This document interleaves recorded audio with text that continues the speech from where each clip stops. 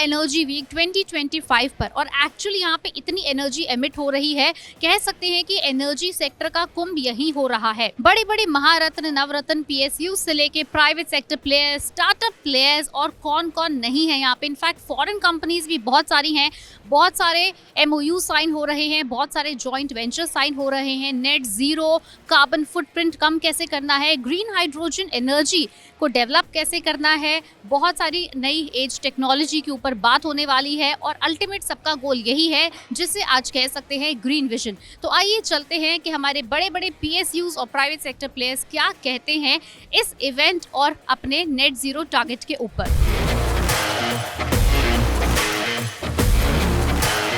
Hello and welcome to ABP live. हमारे साथ हैं एक special guest mister Deepak Gupta, जो है director projects at GAIL. Sir, पहली बात तो इंडिया एनर्जी वीक, क्या एनर्जी दिख रही है हमें, not only with PSUs but private sector companies के साथ बहुत ही उम्दा प्रदर्शन हो रहा है हमारी कंट्री की एनर्जी का। Yes, ma'am, absolutely right. I think this is one event where you can see so many energy leaders and companies coming together. I think with the main objective of reaching the net zero target, which is a major concern all over the world. And if you go around this hall number 1, the number 2, and then number 3, I think the major focus of everyone here, whether they are technology providers, whether they are executors, they are sponsors, owners, is only to see that we gradually go to that level wherein the environment is taken care of, and we are all able to live in an environment which is conducive for the future of our children, of our earth as well. So I think that is the objective, and this is a wonderful platform. Last 2 days have been extremely busy for all of us, and I think we have been going around talking to many industry captains in the IEW arena, wherein we have had many meaningful discussions as to how we'll go forward from here on, so that we are able to meet all our targets, both for implementing the net zero projects as well as achieving the Government of India vision and mission. So when you talk about net zero, the government has its vision for 2070. But when I spoke to other PSUs also, multiple private sector players also, they have also set their vision, which is actually way ahead of 2070. Somebody is saying 2030, 2035. What is the vision for GAIL? And how GAIL is balancing this vision? If any new projects GAIL are coming up? It's a very important question. So as far as GAIL is concerned, our vision is to go net zero by 2035, and the very simple reason is that we completely understand the crisis that we are right now into, the climate crisis, and we as a responsible organization would like to contribute in our own way and become net zero as early as possible. Now, having said that, I think what the projects that we're implementing, we are ensuring that we go for more electrification in our projects, and our dependence on our gas as a fuel for our own projects is minimal. We are also implementing a lot of AI and Industry 4.0 techniques into our future projects, so that these projects are very efficient. They are able to mitigate all the environmental pollutions and all the other issues that can actually pollute the environment. So I think all around the efforts are that we should be able to have minimum carbon footprint going from here onwards. So when we talk about oil and natural gas, the one challenge that still India is facing, and of course we are doing a lot for it, is reducing the dependency on other countries and increasing our own in-house production. So how is GAIL contributing to this vision?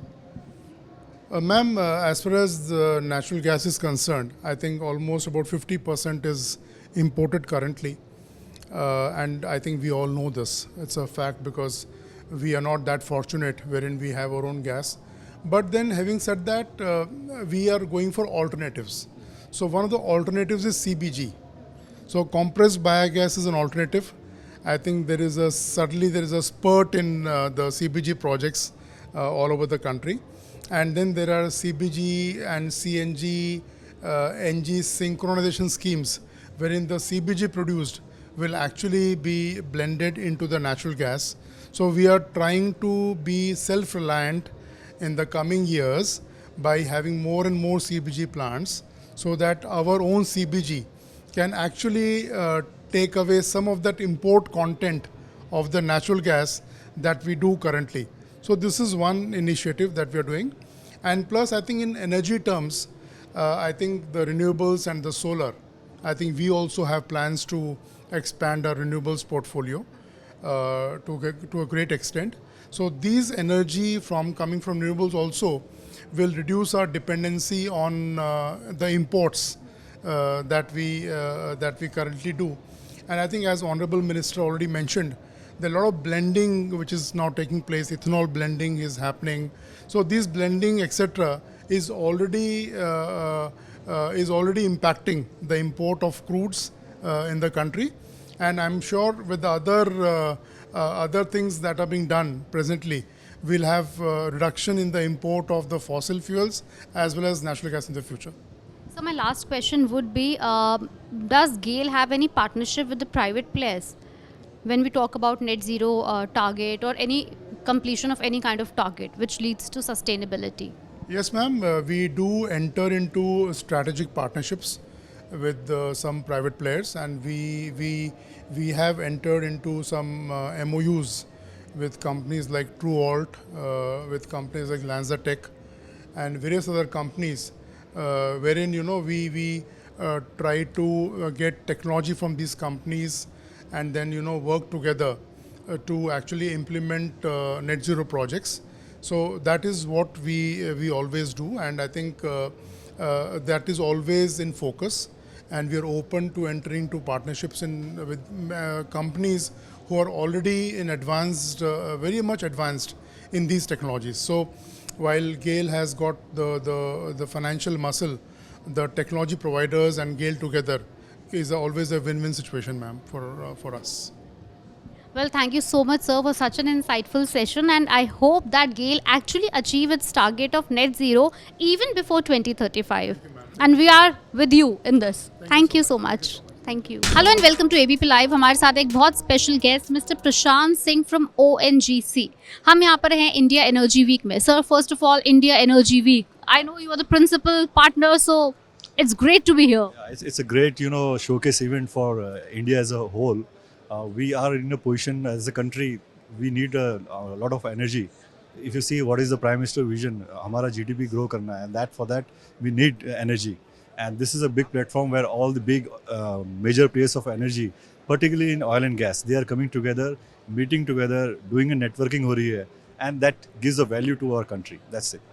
So also when we talk about the natural gas and oil, हमें अपनी dependency भी कम करनी है, अपनी in house production बढ़ानी है, उसके ऊपर ONGC के क्या प्लान्स हैं, क्या विजन्स हैं, स्पेशली ग्रीन हाइड्रोजन को भी आगे प्रमोट करना है. Yeah, see, we call ourselves as energy soldiers of the country. So we are doing a lot of investment in exploration, all those things. But apart from that, we are going into a different sector also, like renewables and these things.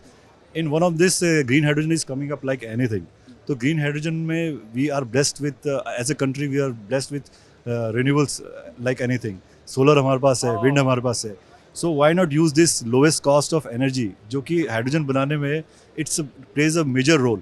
That is the most important. So we think that yes, we as a country we are positioned in a good place where we can make hydrogen at a very low cost. And this is where ONGC is trying to put a footprint, and we want to do that for the country. Sir, India energy week actual सबका main target तो एक ही है, net zero target, जो actually 2070 के लिए है. But I think ONGC का टारगेट कुछ और है, 2070 से बहुत पहले का. आप उसे एक्सप्लेन कर दो. See, as a company, we are very conscious about net zero. Prime Minister sir उन्होंने एक vision दिया है. Our chairman sir is very conscious. He has made a decarbonization roadmap for us, and has given us a very stringent target that we must achieve net zero by 2038. And to do that, we have identified various decarbonization levers. This means if you see, one is renewables, other is CCUS, other is hydrogen. CPG. So we are working in all these fronts, and we have a committed somewhere around 2 lakh crores investment that is going to be done in the horizon of this 20-year period. So this is our roadmap. So to begin this, we need to understand where we stand right now. Right. And if you see, we are almost emitting around 9.75 in 2024. And if we go business as usual, which we call as, we will be doing 14.5. So the target is still 2038. Yeah. And So- for that, you have put in 2 lakh crore rupees of Yes, investment, that, right? that would be the amount of investment which we will require, and it's a huge one. Hmm. We know we have the plans for that. Mhm. It would be done under various debt equity kind of a things. Right. This is, we are very hopeful. We have a proper monitoring system within ONGC, and they are milestones are already there. People are identified, and we are going to achieve that by 2038. That's our vision, and that we are very hopeful we will do it. And we hope you all the best. We wish you all the best, and we hope that this actually gets completed by 2038. Thank you. We revise our own targets. Exactly. All the best. Thank you. Thank you so much. We are at the India Energy Week, and we have today the CMD of HPCL with us. Sir, first of all, it's all yours. Welcome to the entire program. Sir, what is the roadmap, or what is the approach of HPCL for the net zero plan? Like, if you can elaborate on the roadmap the company has.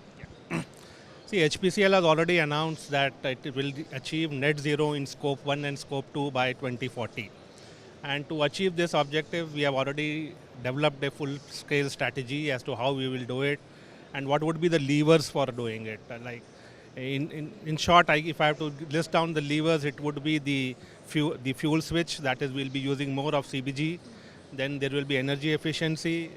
Then there are other areas also, like you can bring in more new technologies to bring down your energy emissions. Then we can use green hydrogen, and so there are various options, and including the use of renewables, and that is where we are working upon as to what all we can do it to see that we bring down our carbon footprints in this area. So when we talk about HPCL, of course, the first business and the first word that comes to our mind is petroleum. So how does HPCL plans to balance the traditional petroleum business into cleaner and greener fuels? See, that way, if you see like the petrol and diesel, that is MS and gasoline, this is the cleanest fuel. It's quite a clean fuel because we are only selling BS6 fuels, and you go by the Government of India policies that we need to sell more biofuels. We are already doing almost 19% ethanol blended gasoline, and in the near future, maybe by the target is to achieve 20% by the ethanol sugar year 25-26, and maybe after that it may further increase. The oil industry has already set up almost 400 outlets of E100. That is a higher composition of the ethanol in that, and definitely it will be scaled up further. In addition, we are building up a portfolio for our renewables and as well as the manufacturing in biofuels. In terms of the portfolio for renewables we have already currently have a portfolio of 200 megawatts, and by end of this financial year we'll be doubling it to 400, and in the by next March 26 we will be having almost more than 1 gigawatts of projects or renewable portfolio with us, and in the near future we'll be having a portfolio of almost 10 gigawatts of renewable portfolio plus 1 million metric ton of biofuels in this. So, when we talk about petroleum, when we talk about energy, the first word that is actually booming everywhere is green vision. Everybody is talking about green vision. Our own country and our own Prime Minister is also promoting the green vision a lot. So what one thing that you are proud that HPCL is doing to contribute for the vision of green vision? See, HPCL is a responsible citizen, and in that we will not only be meeting the fueling needs of the nation, but also to ensure that we do it in a sustainable manner. And if we have to do that, we have to balance both. We have to also get into the conventional fuels, but we are also going a big way in the new fuels, be it the renewable ones or the biofuels. So we will be balanced. We will continue to calibrate and balance our portfolio in a manner that we meet the energy needs of the country. Any MOUs that HPCL is going to sign probably at the India Energy Week that is going to change the future? That way we are on a regular basis in collaboration with various companies. Yes, we are signing with NTPC for for the sale of gas and booking of regasification capacity, and other with various other companies. Yeah, we are. I'm not. I don't have the details right now, but yes, we are getting into. Yes, we are signing. Well, thank you so much, sir, for such a nice and crisp interaction. But we plan to do a one detailed one very soon with you. Thank you so much. हमारे साथ हैं एक खास guest mister Ashish Gupta, ये हैं BPCL से, और आज हम इनके साथ बात करने वाले हैं नेट ज़ीरो टारगेट की, जो पूरे देश का है, पूरे देश का क्या पूरी दुनिया का भी टारगेट है। और अब बात करेंगे कि बीपीसीएल इस टारगेट को अचीव करने के लिए क्या कर रहा है अपनी तरफ से। थैंक यू चाहत। सी बीपीसीएल ने अपना नेट ज़ीरो का टारगेट लिया है 2040 का। और क्या होता है, ग्रीन हाउस एमिशन जो होते हैं वो 3 तरीके के होते हैं। एक स्कोप 1 होता है, एक स्कोप 2 होता है, एक स्कोप 3 होता है। तो हमने जो टारगेट लिया है अभी वो स्कोप 1 और 2 का लिया है। स्कोप 1 का मतलब होता है जहाँ पे हम लोग अपने खुद के कंजम्पशन करते हैं, जो एनर्जी हम कंज्यूम करते हैं उसकी वजह से जो एमिशन होते हैं that is known as scope 1। और जो एमिशन हम बाहर से ख़रीदते हैं, that means if you are purchasing electricity from outside, उसकी वजह से जो एमिशन हो रहे हैं that is known as scope 2। So our present target is scope 1 and 2 which is going to be net zero by 2040. उसके लिए हमने एक रोड मैप बनाया। We have taken a base year as 1920 and on top of that we have assessed, we have quantified or we have inventorized our GHG emissions कि हमारे कितने हैं। That time it was 10.4 million metric ton, right? 1920 में। अभी हम उसके हिसाब से देख रहे हैं कि हमारा 2040 में कितना हो जाएगा। We estimated that will be around 16.4. That is the quantity which is going to happen. और उसे कम करने के लिए see we have to take various initiatives and levers. What we decided, there are some 5-6 levers which are very prominent. The easiest and the important lever is energy efficiency.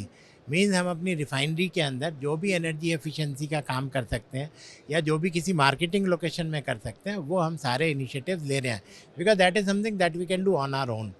फिर हम जो है एक जो सेकंड लो हैंगिंग फ्रूट है that is renewable, because renewable का already अभी cost कम है, आपका ROI उसका बहुत अच्छा मिलता है, and even the overall energy cost is very low.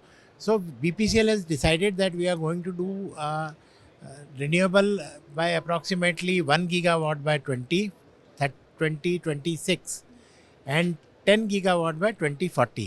So that is the plan what BPCL has towards renewable energy.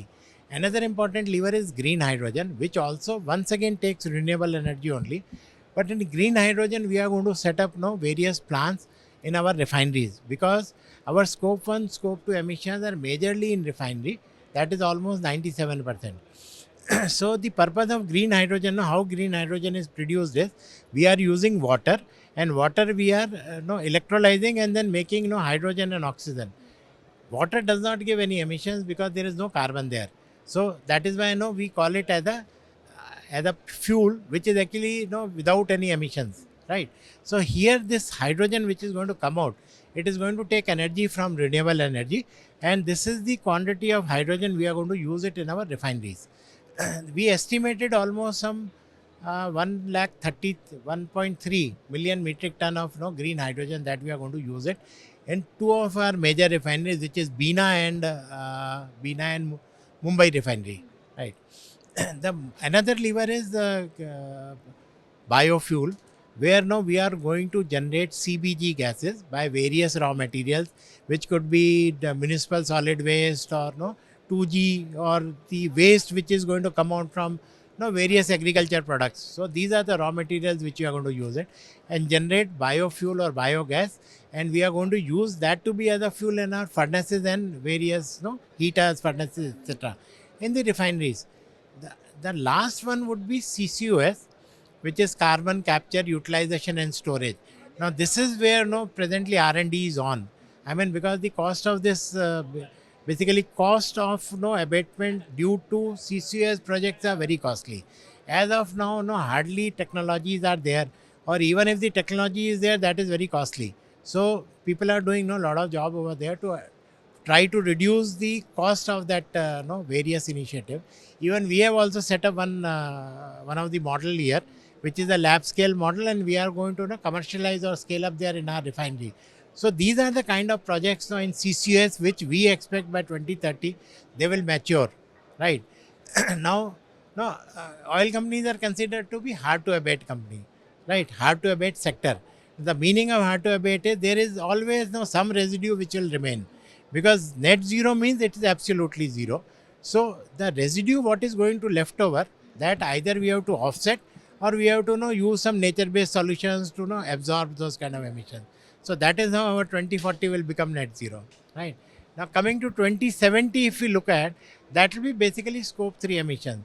That means the energy which people are consuming, or transportation, or through pipeline, or so many other modes, or even people are flying, right? So with the aviation, a lot of emissions are there.